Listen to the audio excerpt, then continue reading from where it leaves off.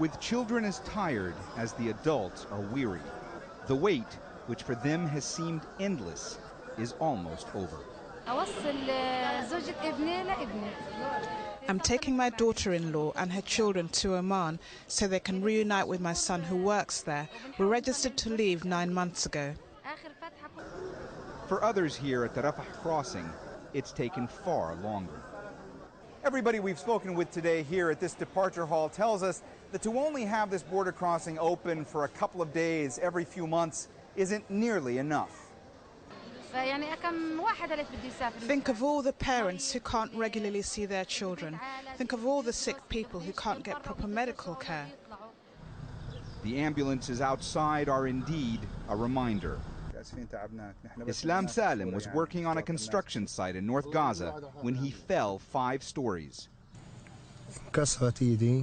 I broke my arm, my back, and my both legs.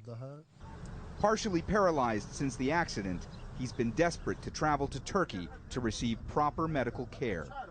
I've been waiting to leave for 3 months, but haven't been able to, because the border has been closed. Palestinian officials say the humanitarian crisis grows more dire by the day. And while much-needed building materials such as cement did actually make it from Egypt into Gaza on Wednesday, Interior Ministry officials say they'll need a lot more than this in order to try and rebuild an infrastructure destroyed by Israel's wars on Gaza.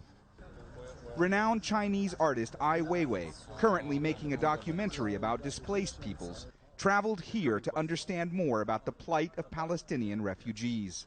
I've never been Gaza before, and I never could imagine Gaza is like this. I think this piece of land has been totally neglected, and people are suffering here.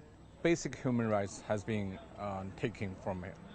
The 1.7 or 2 million people here this is unbelievable what happening here.